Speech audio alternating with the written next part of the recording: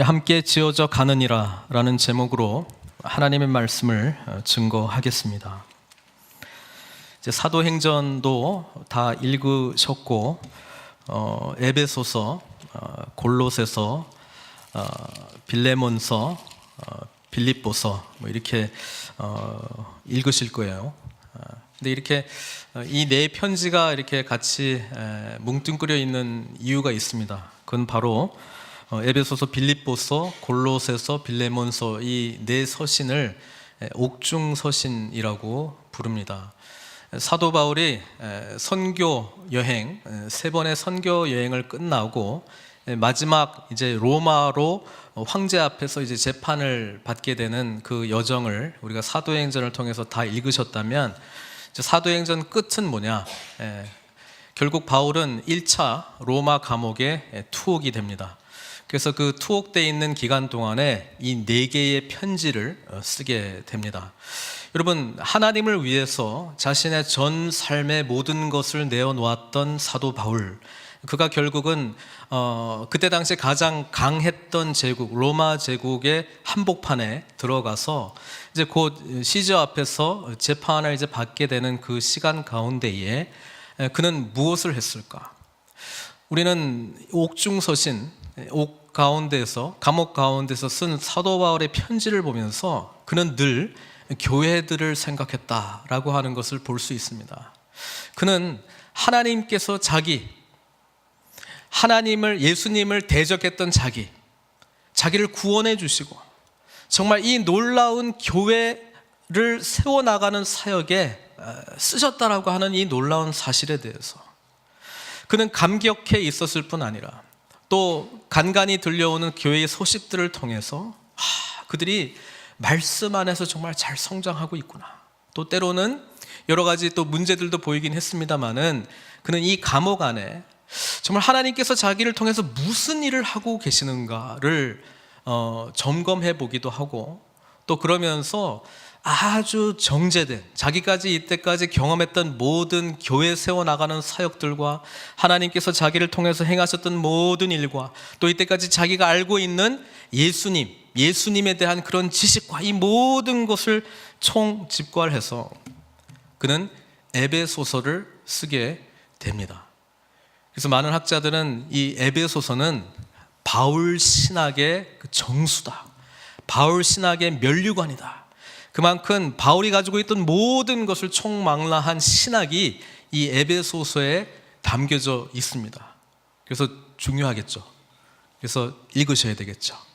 에베소서 너무나 중요합니다. 지난주에는 로마서가 그렇게 중요하다고 이야기하더니 오늘은 에베소서 너무 중요합니다. 에베소서를 통해서 여러분, 우리는 바울의 꿈이 아니죠, 하나님께서 바울에게 주신 교회의 꿈을 꾸게 됩니다. 이 에베소서에 담겨져 있는 그리스도의 몸된 교회라고 하는 이것이 어떤 의미를 가지고 있는가를 보게 되면, 여러분, 바울은 교회에 관해서 기록을 하면서 예수님께서 몸된 교회를 통해서 어떤 일을 하시고자 하는 것을 기록을 하면서 그냥 가슴이 뜨거워지고, 비록 자기는 감옥 가운데 있는 줄 모르겠습니다만은 정말 이 앞으로 어떻게 될 것인가, 교회의 소망을 둔 메시지를 이 에베소서에 담아 있어요. 그래서 이 에베소서를 쭉 읽어보면 1장에도 보면 하나님께서 우리에게 얼마나 복 주셨냐 그러면서 펜을 들고 복 주신 걸 막 쓰다가 문장이 끝나지를 않아요. 거의 1장 전체가 한 문장이에요. 못 끝내는 거예요.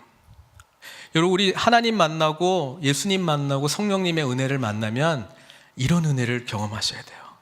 찬양하는데 끝을 못 내겠어. 말씀을 보는데 못 끝내겠어. 너무너무 그 은혜가 넘쳐나니까요. 그래서 우리는 그 바울의 마음을 보게 됩니다.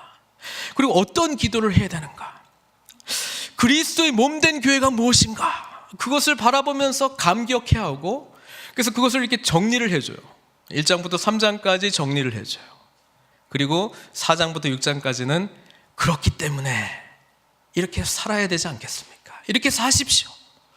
그리스도께서 우리에게 이미 허락해 주신 이 놀라운 복들을 누리면서 사십시오. 그게 이 에베소서 전체의 메시지인데, 하나 핵심 구절을 그래도 하나 찾으라 그런다면 저는 1장 22절 23절을 찾겠습니다. 한번 같이 읽겠습니다.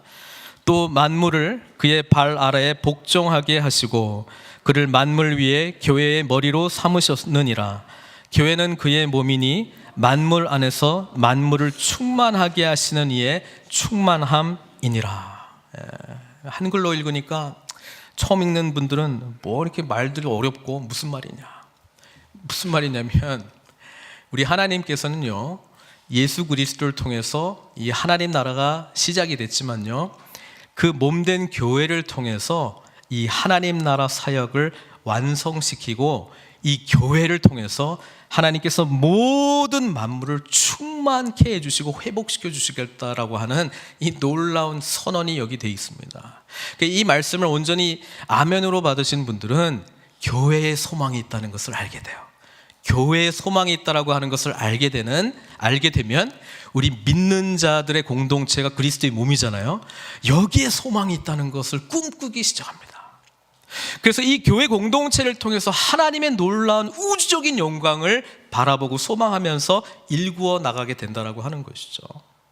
여러분, 오늘날 교회가 특히 이렇게 공격받고 있는 시대에 또 교회에 나와서 긍정적인 의미보다는 부정적인 의미들이 더 많이 전파되고 있는 이 시대에 사실 에베소서에서 말하고 있는 그리스도의 몸으로서의 교회, 이것이 다시 회복되어져야 될 하나님의 말씀인 줄 믿습니다.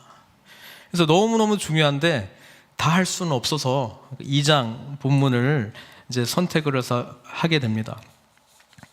제가 좋아하는 마틴 로이드 존스 목사님은 에베소서 설교를 하셨는데 한 절 한 절 매주 설교하셨어요. 한 절 한 절 매주 설교하셨어요. 얼마나 오래 걸렸겠어요, 에베소서. 우리 오후에 예배드리는 월십 지저스 바이블 철치 처음에 15명으로 개척을 했다가 지금 한 100명 정도 모인다 그래요. 그들이 1년 동안 에베소서만 가지고 씨름했다 그래요. 에베소서만 가지고. 그래서 제가 처음에 우리 여기 예배당 사용한다고 왔을 때 그 첫 예배 제가 참석을 했는데, 다 같이 일어나서 1장부터 6장까지 에베소서를 쫙 읽더라고요. 너무 전 좀 전율을 느꼈어요. 이렇게 말씀 안에서 하나님께서 예수 그리스도를 통해서 이루어나가는 교회의 모습을 꿈꾸고 있구나, 꿈꾸는 자들이 모였구나. 그래서 그 꿈대로 실천하다 보니까 불과 몇 년 되지도 않았는데 저희 숫자보다 더 제가 들어오면 좀 빵빵해 보여요. 한 100명 정도 모여서 매주 예배 드리는 것을 보면서 정말 우리 예수님께서 꿈꾸는 교회, 그것을 갈망하는 자들이 모였을 때 얼마나 놀라운 역사를 이룰 수 있는가, 그것을 늘 생각하게 됩니다.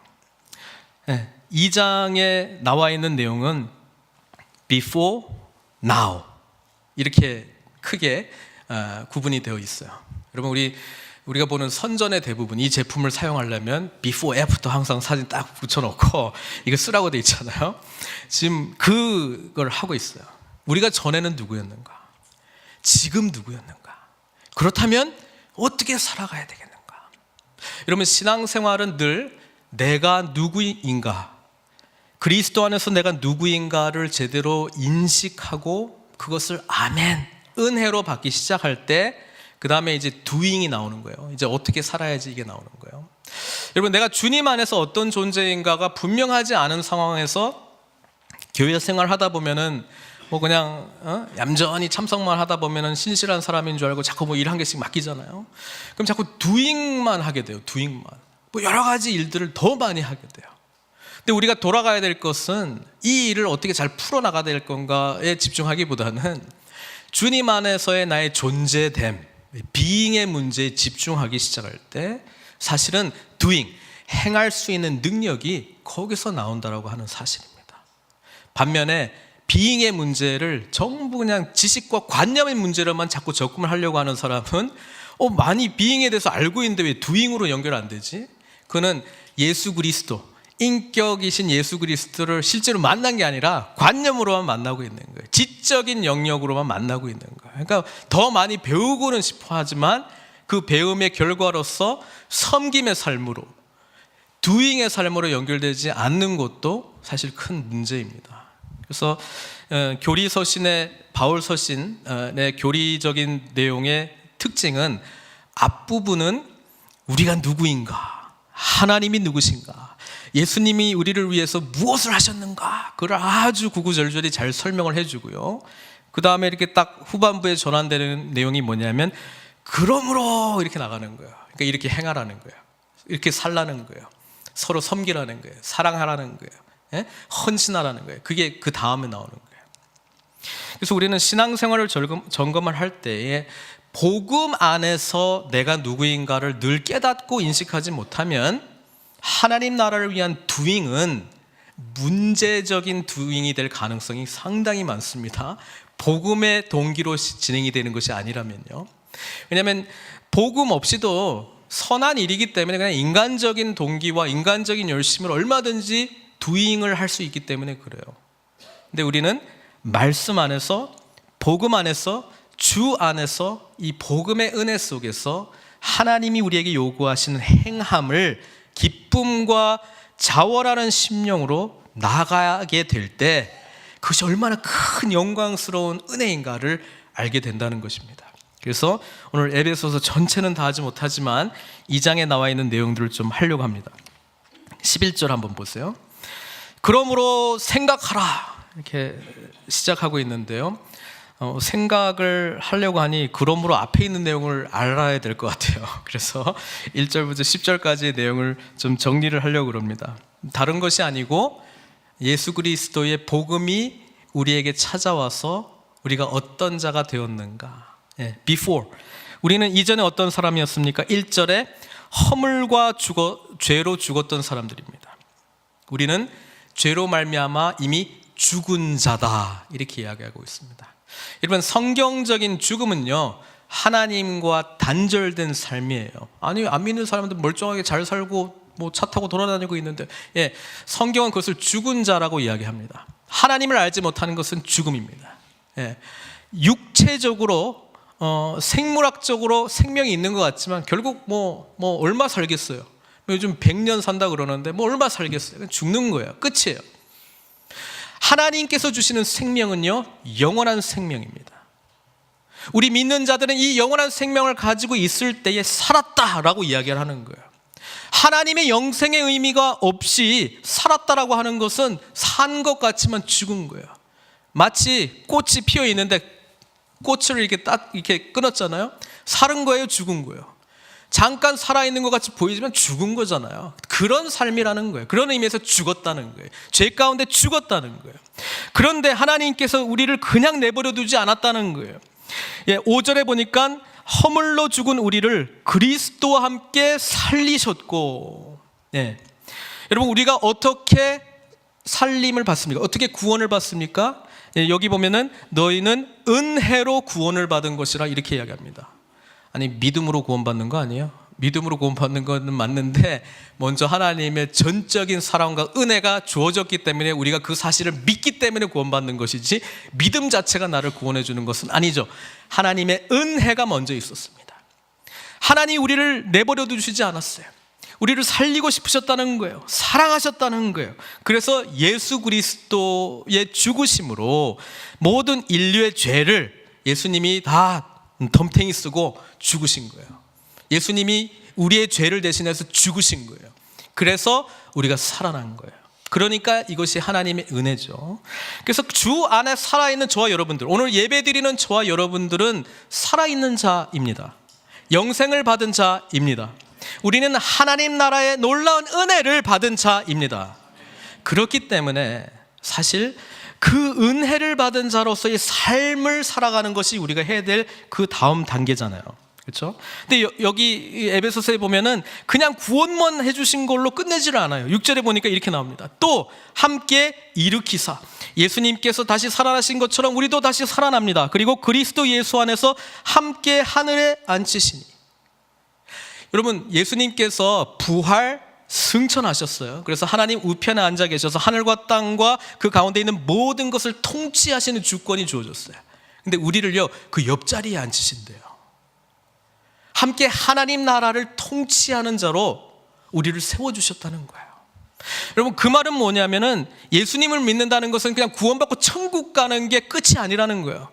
여러분, 구원받고 천국의 은혜를 지금 누리셔야 되고요, 예수 그리스도께서 이 땅을 하나님 나라로 통치하시는 그 통치의 영역 가운데 우리도 함께 동력자로 세움받았다라고 하는 것을 인식하고 쓰임받는 자가 되어야 되는 거예요. 쓰임받아야 돼요. 구원받았으면 이제 사명자가 되어야 돼요. 구원의 은혜를 누리셨으면 이제는 섬기는 자로 나아가게 돼 있어요. 그래가지고 어떻게 합니까? 다 할 수는 없고 이건 다 하나님의 선물. 10절만 보겠습니다. 같이 읽겠습니다. 시작. 우리는 그가 만드신 바라 그리스도 예수 안에서 선한 일을 위하여 지으심을 받은 자니. 우리는 구원을 받았기 때문에 이제 하나님 나라 하늘의 보좌, 통치 보좌 옆에 이제 앉게 되었기 때문에 이제는 하나님을 위한 선한 일에 쓰임 받는 자가 되었다, 이렇게 이야기를 합니다. 그것이 우리의 사명입니다. 구원은 시작이고요, 그 다음 단계는 사명자로 부름을 받은 거예요. 그러니까 예수 공동체 안에서 나는 구원받았다에 대해서 감격하면서 우리가 예배를 드리잖아요. 그 예배의 다음 삶은 삶 속에서의 예배인데 하나님 나라의 선한 일을 위하여 쓰임받는 단계입니다. 그거 모르면 반쪽짜리 복음만 갖고 있는 거야. 나는 오늘 죽어도 천국 가. 확실해. 다 됐어. 그래서 예배 드리고 나머지는 그리스도의 통치 아래 사는 것이 아니라 내 마음대로 사는 거야. 그리고 가끔 일주일에 한 번씩 구원받은 은혜에 감격해서 여기 하나님께 도장 찍고 얼굴 한번 보고 있는, 찬양하고 가는 거예요. 그리스도께서 우리를 그렇게 창조하시지 않았고요, 선한 일을 위하여 지으셨다. 이거는 뭐예요? 그리스도 안에서 새로운 창조적인 존재가 되었을 때 우리의 사명을 말씀해 주고 있는 거예요. 여기 성경에 보면은 우리는 그가 만드신 바라, 이 원어의 뜻은 걸작품이거든요. 우리는 하나님의 걸작품이다. 죄인이었을 때 걸작품이 아니고요, 죄로부터 우리는 죽었어요. 근데 예수님 때문에 우리가 살아났어요. 그 살아난 부활의 은혜를 경험한 하나님 나라의 백성이 된, 하나님의 자녀가 된 자가 새로운 피조물이 되어서 이제 부활의 은혜 속에서 천국을 소망하면서 살아가는 자가 걸작품이라는 거예요. 그러니까 걸작품답게 선한 일을 위해서 우리는 부름을 받았다라고 하는 정체성이 믿는 자들에게는 있어야 돼요. 다 요거를 다 기초적으로 해놓고 그 다음에 그러므로 이렇게 나오는 거예요. 그렇기 때문에 생각하라는 거예요. 여러분, 이 생각은 집중입니다. 뭘 집중입니까? 내가 누구인가에 대해서 정확하게 집중하는 겁니다. 그런데 이전에 너희가 누구였는가를 기억하라는 거예요. 이전에 누구였습니까? 육체로는 이방인이라는 거예요. 유대인들의 세계에는 두 종류의 인간밖에 없습니다. 하나님 앞에서 할례받은 유대인과 할례받지 못한 이방인, 그렇게 딱 구분이 돼 있어요. 여러분, 우리는 이방인이에요, 유대인이에요? 애매해요. 이방이라 대답하기는 좀 그런 것 같고, 우린 크리스찬입니다. 이방인이죠. 유대인이 아니잖아요. 태어날 때부터 8일 만에 할례 받는 자들이 아니잖아요. 레위기 14장에 나오는 식사법대로 우리가 정결한 음식, 부정한 음식 먹지 않잖아요. 우리 안식일 지키지 않잖아요. 유대인이 아니에요. 모세오경에서 말하는 율법의 모든 내용들을 우리 지키지 않아요. 우리는 이방인입니다. 그거 기억하라는 거예요. 이방인인데 어떻게 유대인이 됐다가 그리스도인이, 예수님을 믿는 자가 되지 않고 바로 예수님을 믿고 하나님의 자녀가 되었다라고 하는 이 통로를 저와 여러분들은 걸어간 거예요. 초대교회에 그 싸움이 있었거든요. 왜냐하면 예수님의 12제자가 다 유대인이었는데 예수님이 메시아다 믿고 새로운 공동체가 시작이 됐잖아요. 그리고 얼마 있다가 이방인들도 성령님을 받는 놀라운 사건들이 나타나게 되면서 그것을 예외적인 사건으로 생각했어요. 유대인이 되고 그 다음에 제대로 된 유대인이 되고 진짜 유대인은 메시아가 예수님이시다 그렇게 고백하는 사람이 돼야 되니까 너희들 이방의 모든 삶을 벗고 유대인이 되어서 구약의 모든 말씀을 잘 지키고 그 다음에 예수 믿고 그렇게 돼야 정석이다 이렇게 유대인들이 생각했잖아요. 초대교회의 심각한 싸움이었거든요. 근데 사도 바울, 유대인 중에 유대인, 바리새인 중에 바리새인, 가말리엘 문화에서 아주 그냥 엘리트, 율법에 대해서 정통한 자가 하나님이 어떤 사역을 시켰냐면 이방인의 사도로 불렀단 말이에요. 이방인들을 예수 믿게 하고 그 안에서 교회를 세워나가고 공동체를 일궈나가는 것을 지금 1차, 2차, 3차 선교 여행을 통해서 했잖아요. 그러면서 본 게 있어요. 야, 뭔가 지금 하나님이 우리가 유대적인 세계관으로 가지고 이해하고 해석할 수 있는 것보다 더 엄청난 일을 벌리고 계시구나. 그게 지금 에베소서 3장에 나오는 하나님의 놀라운 비밀이에요. 미스터리, 신비. 그게 이방인과 유대인들이 함께 하나님을 섬기는 놀라운 새로운 공동체의 창조입니다. 저 여러분들은 어차피 이방인이었기 때문에 지금 이 자리에 예배 드리는 게 당연한 거고, 뭐 어떤 분들은 나는 3대째 크리스찬이야, 그러니까 막 되게 오래되고 내세울 게 있는 것처럼 생각하지만 사실은요, 우리는 이방인, 유대인들은 지옥의 불쏘시개 정도로 사용될 자들, 그리고 심지어 이방인이 애를 지금 막 출산하려고 하는데 도와주지 말라, 이 세상에 이방인 한 명 더 내놓는 것밖에 더 하겠느냐 해가지고 경멸했던 이방인들이었다라고 하는 사실이죠. 근데 복음의 은혜는 그냥 우리가 구원받는다 차원을 조금 이 시대로 돌아가면은요, 이방인들에게도 하나님의 놀라운 구원을 받게 해주시는 은혜가 주어졌다는 사실에 우리는 사실 감격해야 됩니다. 감격해야 됩니다. 그 이야기예요. 그러니까 육체에 행한 할례를 받은 무리라 칭하는 자들로부터, 유대인들로부터 할례를 받지 않은 무리라, 물할례자라 칭함을 받는 자들이라. 너희는 이방인들로부터 이런 놀림을 받지 않았느냐? 할례 받지 못한 놈. 다윗도 골리앗 벗고 이 할례 받지 못한 자가 그렇게 이방인들을 향해서 말하지 않았어요? 할례 받지 못했다는 게 뭐예요? 언약 백성이 아니라는 거 아니에요? 하나님하고 관계에서 제외된 자들이라는 뜻이잖아요.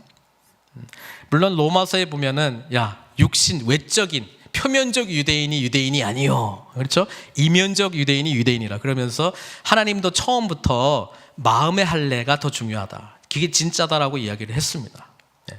그거는 좀 뒤로 하고, 어쨌든 유대인들은 이 할례 받지 못한 놈들아, 그렇게 너희들을 손가락질하고 놀리지 않았느냐. 12절, 그때 너희는 그리스도 밖에 있었고 이스라엘 나라 밖의 사람이라 약속의 언약들, 아브라함, 모세, 다윗, 이 중요한 이스라엘의 위인들에게 주신 하나님의 언약의 약속하고는 아무 상관없는 자들 아니냐. 세상에서 소망이 없고 하나님도 없는 자이더니, 우리가 그런 자였다는 거예요. 예수님하고 아무 상관도 없는 자, 이스라엘의 조상들에게 주었던 약속하고는 아무 상관없는 자. 지금도 그렇게 생각하는 사람도 있어요. 왜 우리가 이스라엘에 대해서 꼭 알아야 되냐, 예수님만 믿으면 되는 거 아니야. 이방인들, 우리가 그런 자들이었다는 거예요. 성경은 그런 자들을 향해서 소망이 없는 사람들, 하나님이 없는 사람들이라고 이야기합니다. 왜냐하면 이스라엘의 소망은 메시아의 소망이었거든요. 하나님 나라의 통치에 대한 소망이 있었거든요.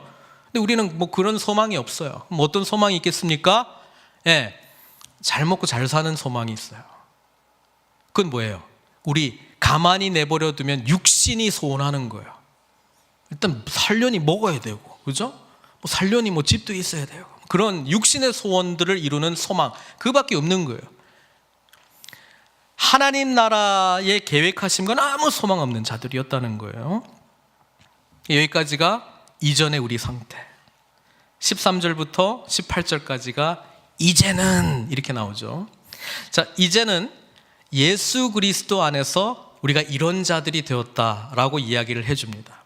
그런데 13절부터 18절까지, 더 정확하게는 14절부터 18절까지 예수님께서 우리를 위해서 행하신 일들이 쭉쭉쭉 나오는데요, 중요한 거는 예수님이 우리를 위해서 전부 다 행하셨어요. 우리가 한 거는 하나도 없어. 우리는 다 거저받은 거야. 그렇죠? 그 내용들이 어떤 것입니까? 13절에 멀리 있던 너희가, 하나님하고는 실제적으로도 멀리 있었죠. 율법의 언약의 약속하고도 상관없고 하나님하고 가까이 지냈던 이스라엘 민족하고는 상관없이 저 멀리 있었잖아요. 멀리 있던 너희가 예수 안에서 그리스도의 피로 가까워졌느니라. 하나님께 가까이 나갈 수 있는 존재가 되었다. 그는 우리의 화평이신지라. 지난주에 로마서 5장 하면서 화평의 복음, 화목의 복음 이야기했는데 여기 똑같이 나오는데 조금 차이점이 있다면 로마서는 하나님과 우리 인간의 단절됨, 죄로 말미암아 단절된 것을 예수 그리스도께서 오심으로 화평케 해주시고 화목하게 해주셨다라고 한다면 오늘 이 본문은 그 화목뿐 아니라 그 화평뿐 아니라 유대인과 이방인도 화평케 되고 화목하게 되었다라고 하는 이야기를 해주고 있습니다. 이 수직적인 거하고 수평적인 거, 이게 십자가의 메시지잖아요. 예? 그렇게 가까워지게 했다라고 하는 거예요. 그는 우리의 화평이신지라 둘로 하나를 만드사 원수된 것 곧 중간에 막힌 담을 자기 육체로 하시고. 예수님이 죽으심으로 하나님과 단절된 인간이 화해할 수 있고 화평하게 할 수 있고 화목하게 할 수 있는 길을 열어주셨는데 사도 바울은 이것은 비단 하나님과 우리만의 화평과 화목이 아니라 이방인과 유대인들의 화목과 화평까지도 이야기를 해주고 있어요. 법조문으로 된 계명의 율법을 폐하셨으니 이는 이 둘로 자기 안에서 한 세 사람을 지어 화평하게 하시고. 여기서 말하는 이 둘이 누굽니까? 유대인과 이방인 둘이 하나가 되게 해가지고, 재밌습니다, 한 세 사람을 지어 새로운 인류가 된다는 거야. 바울이 깨달은 놀라운 교회의 비밀이 뭐냐면 하나님 앞에서 유대인이나 이방인이나 함께 예배하고, 더 놀라운 것은 한 몸 공동체가 된다는 거예요. 한 몸 공동체가 된다는 게 바울 입장에서는 이건 놀라운 이야기고 유대인들이 들으면 완전히 그냥 기가 막힐 이야기예요. 그렇게 했다는 거예요. 복음이 그런 능력을 가지고 있다는 거예요. 그래서 16절에 십자가로 이 둘을 한 몸으로 하나님과 화목하게 하려 하심이라. 원수된 것을 십자가로 소멸하시고 또 오셔서 먼 데 있는 너희에게 평안을 전하시고 가까운 데 있는 자들에게 평안을 전하셨으니. 이게 이사야서 말씀을 인용을 한 거예요. 이사야서 57장 19절 말씀인데요. 여기에 보면은 가까운 데 있는 먼 데 있는 자에게든지 가까운 데 있는 자에게든지 평강이 있을지어다 평강이 있을지어다 내가 그를 고치리라 하셨느니라. 그러니까 먼 데 있는 사람은 이방인이고 가까이 있는 사람은 유대인인데 이게 이미 구약 성경에 예언되었던 말씀이었죠. 근데 이거를 십자가를 통해서 이루셨다는 거예요. 이는 그로 말미암아 우리 둘이 한 성령 안에서. 사도행전 읽어보면은 베드로도 깨달았죠. 고넬료와 그 무리들에게 내렸던 성령. 이거 이방인인데 말씀 전하는 중에 성령이 먼저 임해버렸어. 방언 터지고 난리가 났어요. 그러니까 세례를 받는 것을 어찌 그 말이요 그러면서 세례를 그 다음에 주는 장면이 나와요. 베드로의 입장에서 그 고넬료의 그 놀라운 성령이 임하는 사건 전에 하늘에서 보자기가 3번 내려왔잖아요. 보자기 같은 게 내려와가지고 그 안에 부정한 음식들. 그런데 3번 음성이 뭡니까? 먹으라 먹으라 먹으라 이렇게 나왔어요. 무슨 말인지 이해를 못했어요. 그 말이 이제는 하나님께서 우리 유대인들이 지켰던 외식적인 거, 이거는 부정한 음식, 이거는 정한 음식, 이거는 할례를 외적으로 해야 되고 뭐 이렇게 했던 것들을 다 폐하시고 이제 그리스도와 우리의 유대인들이 그리스도를 만나든 이방인들이 그리스도를 만나든 어쨌든 그리스도를 만나면서 성령이 내주하게 되는 그리스도의 한몸 공동체의 새로운 비전을 보여주시는 거예요. 그게 지금 예수님께서 하신 일이에요. 실제로 그때 당시에 성전, 헤롯 성전은 제사장들의 뜰, 다음에 여인들의 뜰이 있고 이 전체 뜰 바깥에 이방인들의 뜰이 있었죠. 그리고 벽이 있었습니다. 그리고 그 바깥쪽에 이렇게 돌에다가 글로 새긴 게 있어요. 이방인들은 요 안에 들어가지 말라, 들어가면 죽는다, 이렇게 돼 있어요. 그게 요세푸스의 유대 전쟁사에 나오는 기록인데 이 비문이 최근에 발견이 됐어요. 1870 몇 년도에 한번 71년도 그다음에 1934년도에 이 이방인의 뜰 그리고 이제 성전과 사이에 있는 벽에 있는 이렇게 새겨져 있는 문구가 최근에 이제 고고학적으로 발견이 됐어요. 이게 진짜구나. 그 정도로 유대인들은 성전 안에 이방인들이 절대로 못 들어오게 하고, 사도 바울도 예루살렘 잠깐 방문했다가 그렇죠? 사도 바울을 이제 비판했던 세력들이 이방인하고 같이 성전에 들어갔다, 그것 때문에 막 난리가 나고 하는 그런 이야기들이 사도행전에 기록되어 있지 않습니까? 그 정도로 이방인들을 혐오했는데 지금 예수 안에서 우리가 함께 나아갈 수 있게 되었다. 저는 예수님의 십자가는 어떤 것이냐 생각해 보면은 벽을 허무는 것이라고 보면 됩니다. 첫 번째 벽은 뭐였습니까? 성소하고 지성소를 가로막는 커튼을 허셨잖아요. 하나님께 아무나 못 나가는데 이제는 모두 다 예수 그리스도의 피에 의지하면 하나님께 담대히 나아갈 수 있는 은혜를 허락해 주셨잖아요. 지성소에 나갈 수 있는 은혜를 허락해 주셨어요. 그 다음에 허신 벽은 이방인들과 유대인들의 벽이었습니다. 이제 이방인이든 유대인이든 함께 하나님을 믿게 되었다라고 하는 것입니다. 오늘 교회가 이 메시지를 못 전하고 있어요. 여러분, 예수님께서 십자가를 지시기 전에 제자들과 함께 마가의 다락방에서 식사하시고, 요한복음은 예수님이 그 유언의 말씀들을 하시잖아요. 그때 17장에 보면은 예수님이 똑같은 기도를 3번을 하신 적이 있어요. 그 기도의 내용이 뭔지 아세요? 하나가 되게 해 주십시오. 그걸 3번 기도하세요. 오늘 교회가 보여줘야 될 세상을 향한 메시지가 하나 있는데, 그건 바로 하나가 되게 해 주십시오, 이 메시지입니다. 요한복음 17장 23절에 우리 주님께서 이렇게 말씀하셨어요. 곧 내가 그들 안에 있고 아버지께서 내 안에 계시어 그들로 온전함을 이루어 하나가 되게 하려 함은 아버지께서 나를 보내신 것과 또 나를 사랑하심 같이 그들도 사랑하신 것을 세상으로 알게 하려 함이로소이다. 또 요한복음 13장 35절에는 너희가 서로 사랑하면 이로써 모든 사람이 너희가 내 제자인 줄 알리라. 여러분, 교회가 하나됨의 메시지를 보내면, 메시지를 강력하게 보내게 되면 나타나는 현상이 있을 거라고 예수님 말씀하셨는데, 예수님을 하나님께서 보내셨다는 것을 세상 사람들이 알고 믿게 된다는 거예요. 또 하나는 그 안에서 우리가 서로 사랑하게 되면, 예수님 제자 진짜 있네, 예수님을 따르는 사람들 정말 있네, 그거를 세상 사람들이 알게 된다는 거예요. 오늘날 이 메시지를 교회가 못 전해주고 있어요. 교회, 이민교회, 그러면 메시지가 뭐냐면 항상 나누어지는 교회. 지금 이렇게 정립이 되어 있습니다. 여러분, 에베소서에 나와 있는 하나님께서 예수 그리스도를 통해서 우리에게 주신 교회론이 무엇인지, 그 영광의 은혜가 뭔지를 깨닫게 되면 우리가 정말 노력해야 될 것은 뭐냐면, 아무리 달라도 주 안에서 어떻게 하나로 되는 공동체를 만들어갈 수 있을까, 이 고민이 최우선의 고민이 되어야 됩니다.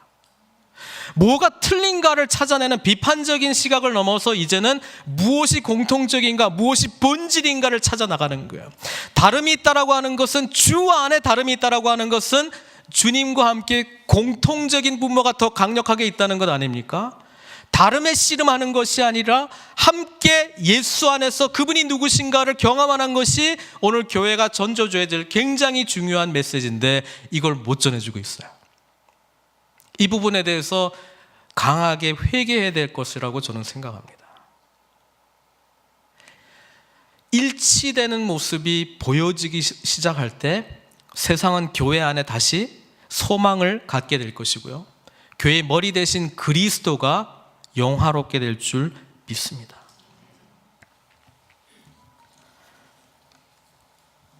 저도 목회자로서의 고민이 뭐냐면, 다른 생각들을 어떻게 하나로 만들 수 있을까? 해보니까 쉽지 않아요. 다 일리가 있어. 일리가 있는 것을 참 이기기가 어려워요. 그러면 어디에 집중을 해야 되냐면은 본질이 뭔가에 집중을 해야 됩니다. 그거를 해결하는 것은 본질이 뭔가를 해결해야 되는데 본질은 뭐겠어요? 예수 그리스도입니다. 결국 우리의 다른 이야기들 속에 예수 그리스도가 나타나기 시작한다면 하나 될 수 있어요. 다른 거 갖고 자꾸 이야기하면 해결이 안 돼요. 그래서 하나님께서 이렇게 다르게 하신 것 같아요. 그런 다름을 통해서 예수님을 만나라고. 예수님을 만나게 되면 용납할 수 있어요. 몇 주 전에 토요일 날 저희 교회에서 다민족 찬양 집회를 했어요. 다 달라요. 한 가지 공통점이 하나 있었다면 예수님 앞에서 찬양하고 싶은 자들이에요. 그 공통점이 모이니까 은혜가 넘치더라고요. 우리가 그 시선을 언제 잃어버립니까? 내가 완전히 죽은 자, 구원받을 자격이 없는 자라고 하는 사실을 망각할 때 나의 경험과 생각이 옳다라고 하는 교만이 푹푹 자라기 시작합니다. 나는 죽고 다른 사람을 주 안에서 살리는 관점보다는 내 뜻을 관철시키려고 하는 것이 강해집니다. 그것도 주의 이름으로, 말씀의 근거로. 여기에 우리가 주의해야 됩니다. 그리스도 안에서 지금 예수님이 뭐라고 이야기했냐면 우리가 한 번도 경험하지 못한 새로운 공동체, 한 몸 공동체를 주님께서 만들어가고 계시다고 이야기했습니다. 그렇기 때문에 이전에 우리 경험이 중요한 것이 아니고요, 앞으로의 비전을 향해서 어떻게 한 몸 공동체를 이룰 것인가가 중요합니다. 그래서 19절부터 22절까지는 그렇기 때문에 이제는 우리가 어떤 존재가 되었는가를 설명해 주고 있는데 세 가지를 이야기합니다. 첫 번째는요, 19절에 이제부터 너희는 외인도 아니요 나그네도 아니요 오직 성도들과 동일한 시민이요. 무슨 말입니까? 하나님 나라 백성. 우리는 하나님 나라 백성이 됐어요. 하나님 나라의 백성은 누구의 통치를 받고 살아가요? 그리스도. 두 번째는 하나님의 권석이에요. 하나님의 가족이 됐다는 거예요. 하나님의 가족은 뭘 가지고 살아가요? 서로 사랑함으로 살아갑니다. 그다음 세 번째 이미지가 성전이에요. 거룩한 처소예요. 여기는 뭘 가지고 살아가는 거예요? 거룩함으로 살아가는 거예요. 무엇이 거룩입니까? 그리스도께서 우리 안에 임재하실 때, 하나님께서 우리 가운데 임재하실 때에 거룩해지는 거 아니겠어요? 그래서 예수 그리스도 안에서 십자가로 우리가 단절되었던 하나님하고 이제 우리가 화평의 관계, 화목의 관계가 되었고, 그래서 이제는 서로 다른 사람들, 완전히 이방인하고 유대인들은 절대로 같이 상종할 수 없는 사람들인데 이 사람들마저도 함께 같이 하게 하는 것이 십자가의 능력이라면, 우리가 정말 그 은혜 안에서 일치되는 것을 추구해 나갈 때 나타나게 되는 모습이 하나님 나라의 백성 되었는데 그 백성다운 천국이 무엇인지를 그 공동체를 통해서 경험하게 될 것이다. 하나님의 가족이 되었는데 그 가족들이 누리는 사랑의 관계를 그 공동체 안에서 경험하게 될 것이다. 그리고 예수 그리스도께서 우리의 죄를 용서해 주셔가지고 우리가 의로운 자가 되었어요. 칭의가 됐어요. 그렇지만 함께 하나님의 임재 가운데 공동체를 형성해 나가면서 성전이 점점 되어가는 것을 경험할 것이다. 그게 우리 믿는 그리스도의 몸이신 교회 안에서 우리가 경험하고 회복해야 될 영역이다라고 성경은 말해주고 있어요. 혹시 예수님 믿고 있는데 점점 나와 같은 자만 찾고 있습니까? 혹시 예수님을 믿고 있는데 거룩해지고 있는데 점점 홀로 서기 하고 계십니까? 혹시 예수님을 점점 알아가고 있다고 생각하고 있는데 사랑으로 품는 것보다 비판적인 것만 보여지고 있습니까? 그러면 지금 그리스도께서 우리에게 보여주신 몸된 공동체를 지금 경험하고 있지 못하고요, 그것 놓고 기도해야 됩니다. 오늘 우리 안에 안 그래도 지금 분열, 조짐들이 너무나도 많이 있는데 세상 사람들은 교회 공동체 안에서 하나 된 모습이 무엇인지, 그리스도의 몸된 공동체만 보여줄 수 있는 그 하나님 나라의 백성으로서, 또 하나님의 가족으로서, 또 성전으로서의 모습을 어떻게 그려나갈 수 있는지를 보고 싶어 해요.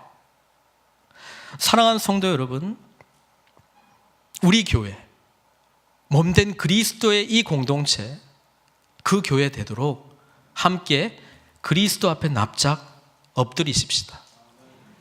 그리스도의 통치와 그리스도의 놀라운 사랑의 은혜를 서로 나누는 가운데, 그리고 그분의 임재 가운데 하나님 나라의 백성으로, 하나님의 가족으로, 거룩한 성전으로 함께 지어져 갈 줄 믿습니다.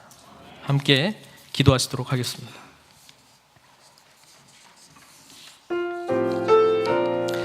하나님은 우리가 기억하라고 하는 내용을 분명하게 말씀해 주셨는데요, 여러분, 우리가 기억하고 있는 우리 신앙생활의 내용이 무엇입니까? 기억하지 말아야 될 것은 기억하지 마시고 기억해야 될 것을 기억하십시오. 우리가 십자가 이전 누구였는지, 십자가를 통해서 우리가 누구인지, 그래서 우리에게 주어진 우리의 정체성이 무엇인지, 하나님 나라 백성이요, 하나님 나라의 가족이요, 하나님 나라의 놀라운 성전의 은혜를 베풀어 주신 그 하나님 바라보면서 함께 지어져 가야 되지 않겠습니까? 시간 주님 앞에 기억해야 되지 말아야 될 것 내려놓고 기억해야 될 십자가의 놀라운 사랑과 은혜 기억하고, 우리에게 이미 주신 그 정체성, 그리고 만들어가야 될 그 정체성을 향해서 함께 나아가도록 좀 기도로 반응하시도록 하겠습니다. 기도하겠습니다. 허물과 죄로 죽었던 저희들입니다. 하나님의 약속의 말씀에 대해서는 완전한 외인이었습니다. 밖에 있었습니다. 그러나 하나님의 전적인 은혜로 예수 그리스도의 죽으심과 부활로 이제 우리는 멀리 있던 자들이 아니라 주님과 함께 동행하는 자들이 되었습니다.